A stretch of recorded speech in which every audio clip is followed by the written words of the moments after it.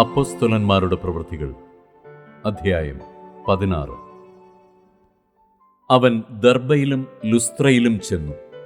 അവിടെ വിശ്വാസമുള്ളൊരു യഹൂദ സ്ത്രീയുടെ മകനായി തിമൊഥെയോസ് എന്നു പേരുള്ള ഒരു ശിഷ്യനുണ്ടായിരുന്നു. അവൻ്റെ അപ്പൻ യവനനായിരുന്നു. അവൻ ലുസ്ത്രയിലും ഇക്കോന്യയിലുമുള്ള സഹോദരന്മാരാൽ നല്ല സാക്ഷ്യം കൊണ്ടവൻ ആയിരുന്നു. അവൻ തന്നോടുകൂടെ പോരേണമെന്ന് പൗലോസ് ഇച്ഛിച്ചു. അവൻ്റെ അപ്പൻ യവനനെന്ന് അവിടങ്ങളിലുള്ള യഹൂദന്മാർ എല്ലാവരും അറിഞ്ഞിരുന്നതിനാൽ അവരെ വിചാരിച്ച് അവനെ പരിച്ഛേദന കഴിപ്പിച്ചു.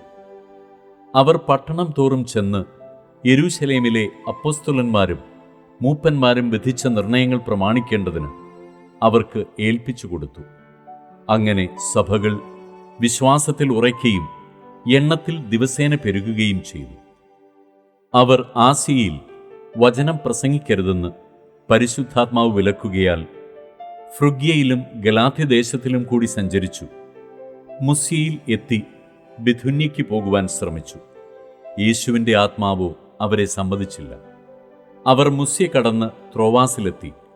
അവിടെ വെച്ച് പൗലോസ് രാത്രിയിൽ മക്കെദോന്യക്കാരനായൊരു പുരുഷൻ അരികെ നിന്ന്, നീ മക്കെദോന്യയ്ക്ക് കടന്നുവന്ന് ഞങ്ങളെ സഹായിക്ക എന്ന് തന്നോട് അപേക്ഷിക്കുന്നതായി ഒരു ദർശനം കണ്ടു. ഈ ദർശനം കണ്ടിട്ട് അവരോട് സുവിശേഷം അറിയിപ്പാൻ ദൈവം ഞങ്ങളെ വിളിച്ചിരിക്കുന്നു എന്ന് നിശ്ചയിച്ചു. ഞങ്ങൾ ഉടനെ മക്കെദോന്യയ്ക്ക് പുറപ്പെടുവാൻ ശ്രമിച്ചു. അങ്ങനെ ഞങ്ങൾ ത്രോവാസിൽ നിന്ന് കപ്പൽ നീക്കി നേരെ സമൊത്രാക്കയിലേക്കും പിറ്റന്നാൾ നവപൊലിക്കും അവിടെ നിന്ന് ഫിലിപ്പിയിലേക്കും ചെന്നു.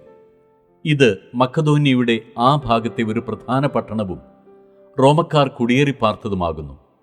ആ പട്ടണത്തിൽ ഞങ്ങൾ ചില ദിവസം പാർത്തു.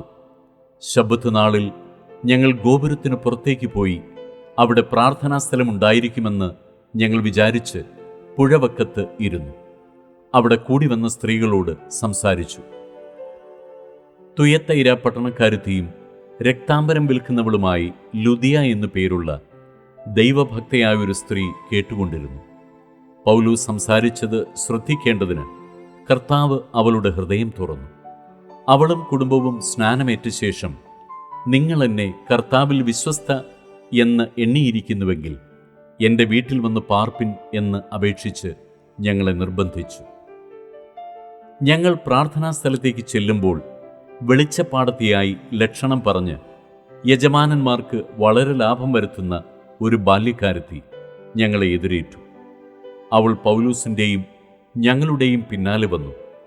ഈ മനുഷ്യർ അത്യുന്നതനായ ദൈവത്തിൻ്റെ ദാസന്മാർ, രക്ഷാമാർഗം നിങ്ങളോട് അറിയിക്കുന്നവർ എന്ന് വിളിച്ചു പറഞ്ഞു. ഇങ്ങനെ അവൾ പലനാൾ ചെയ്തു വന്നു. പൗലോസ് മുഷിഞ്ഞ് തിരിഞ്ഞു നോക്കി അവളിലുള്ള ഭൂതത്തോട്, അവളെ വിട്ടുപോകുവാൻ ഞാൻ യേശുക്രിസ്തുവിൻ്റെ നാമത്തിൽ നിന്നോട് കൽപ്പിക്കുന്നു എന്ന് പറഞ്ഞു. ആ നാഴികയിൽ തന്നെ അത് അവളെ വിട്ടുപോയി. അവളുടെ യജമാനന്മാർ തങ്ങളുടെ ലാഭത്തിൻ്റെ ആശ പോയത് കണ്ടിട്ട് പൗലോസിനെയും ശീലാസിനെയും പിടിച്ച് ചന്തസ്ഥലത്ത് പ്രമാണികളുടെ അടുക്കിലേക്ക് വലിച്ചു കൊണ്ടുപോയി അധിപതികളുടെ മുമ്പിൽ നിർത്തി.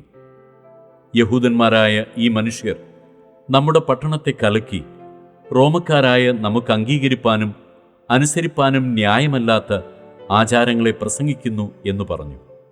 പുരുഷാരവും അവരുടെ നേരെ ഇളകി. അധിപതികൾ അവരുടെ വസ്ത്രം പറിച്ചുരിഞ്ഞ് കോൽ കൊണ്ട് അവരെ അടിപ്പാൻ കൽപ്പിച്ചു. അവരെ വളരെ അടിപ്പിച്ച ശേഷം തടവിലാക്കി കാരാഗൃഹ പ്രമാണിയോട് അവരെ സൂക്ഷ്മത്തോടെ കാപ്പാൻ കൽപ്പിച്ചു. അവനിങ്ങനെയുള്ള കൽപ്പന കിട്ടുകയാൽ അവരെ അകത്തെ തടവിലാക്കി അവരുടെ കാൽ ആമത്തിലിട്ട് പൂട്ടി. അർദ്ധരാത്രിക്ക് പൗലോസും ശീലാസും പ്രാർത്ഥിച്ച് ദൈവത്തെ പാടി സ്തുതിച്ചു. തടവുകാർ ശ്രദ്ധിച്ചുകൊണ്ടിരുന്നു. പെട്ടെന്ന് വലിയൊരു ഭൂകമ്പമുണ്ടായി. കാരാഗൃഹത്തിൻ്റെ അടിസ്ഥാനം കുലുങ്ങി വാതിലൊക്കെയും തുറന്നുപോയി. എല്ലാവരുടെയും ചങ്ങല അഴിഞ്ഞു വീണു. കാരാഗൃഹ പ്രമാണി ഉറക്കമുണർന്നു. കാരാഗൃഹത്തിൻ്റെ വാതിലുകൾ തുറന്നിരിക്കുന്നത് കണ്ടിട്ട് ചങ്ങലക്കാർ ഓടിപ്പോയി കളഞ്ഞുവെന്ന് ഊഹിച്ച് വാളൂരി തന്നെത്താൻ കൊല്ലുവാൻ ഭാവിച്ചു. അപ്പോൾ പൗലോസ്, നിനക്ക് ഒരു ദോഷവും ചെയ്യരുത്, ഞങ്ങളെല്ലാവരും ഇവിടെ ഉണ്ടല്ലോ എന്ന് ഉറക്കെ വിളിച്ചു പറഞ്ഞു. അവൻ വെളിച്ചം ചോദിച്ച് അകത്തേക്ക് ചാടി വിറച്ചും കൊണ്ട് പൗലോസിൻ്റെയും ശീലാസിൻ്റെയും മുമ്പിൽ വീണു. അവരെ പുറത്തു കൊണ്ടുവന്ന്, യജമാനന്മാരെ, രക്ഷ പ്രാപിപ്പാൻ ഞാൻ എന്തു ചെയ്യണമെന്ന് ചോദിച്ചു. കർത്താവായ യേശുവിൽ വിശ്വസിക്ക, എന്നാൽ നീയും നിന്റെ കുടുംബവും രക്ഷ പ്രാപിക്കും എന്ന് അവർ പറഞ്ഞു. പിന്നെ അവർ കർത്താവിൻ്റെ വചനം അവനോടും അവൻ്റെ വീട്ടിലുള്ള എല്ലാവരോടും പ്രസംഗിച്ചു. അവൻ രാത്രിയിൽ ആ നാഴികയിൽ തന്നെ അവരെ കൂട്ടിക്കൊണ്ടുപോയി അവരുടെ മുറിവുകളെ കഴുകി, താനും തനിക്കുള്ളവരെല്ലാവരും താമസിയാതെ സ്നാനമേറ്റു. പിന്നെ അവരെ വീട്ടിൽ കൈക്കൊണ്ട് അവർക്ക് ഭക്ഷണം കൊടുത്തു. ദൈവത്തിൽ വിശ്വസിച്ചതിൽ വീടടക്കം ആനന്ദിച്ചു. നേരം പുലർന്നപ്പോൾ അധിപതികൾ കോൽക്കാരെ അയച്ചു, ആ മനുഷ്യരെ വിട്ടയക്കണം എന്ന് പറയിച്ചു. കാരാഗ്രഹ പ്രമാണി ഈ വാക്ക് പൗലോസിനോട് അറിയിച്ചു: നിങ്ങളെ വിട്ടയപ്പാൻ അധിപതികൾ ആളയച്ചിരിക്കുന്നു, ആകയാൽ സമാധാനത്തോടെ പോകുവിൻ എന്ന് പറഞ്ഞു. പൗലോസ് അവരോട്, റോമാ പൗരന്മാരായ ഞങ്ങളെ അവർ വിസ്താരം കൂടാതെ പരസ്യമായി അടിപ്പിച്ച് തടവിലാക്കിയല്ലോ. ഇപ്പോൾ രഹസ്യമായി ഞങ്ങളെ പുറത്താക്കുന്നുവോ? അങ്ങനെയല്ല, അവർ തന്നെ വന്ന് ഞങ്ങളെ പുറത്തു കൊണ്ടുപോകട്ടെ എന്ന് പറഞ്ഞു. കോൽക്കാർ ആ വാക്ക് അധിപതികളോട് ബോധിപ്പിച്ചാറേ. അവർ റോമാ പൗരന്മാർ എന്ന് കേട്ട് അവർ ഭയപ്പെട്ടു ചെന്ന് അവരോട് നല്ല വാക്ക് പറഞ്ഞ് അവരെ പുറത്തു കൊണ്ടുവന്ന് പട്ടണം വിട്ടുപോകണം എന്ന് അപേക്ഷിച്ചു. അവർ തടവ് വിട്ട് ലുദിയായുടെ വീട്ടിൽ ചെന്ന് സഹോദരന്മാരെ കണ്ട് ആശ്വസിപ്പിച്ച ശേഷം പുറപ്പെട്ടുപോയി.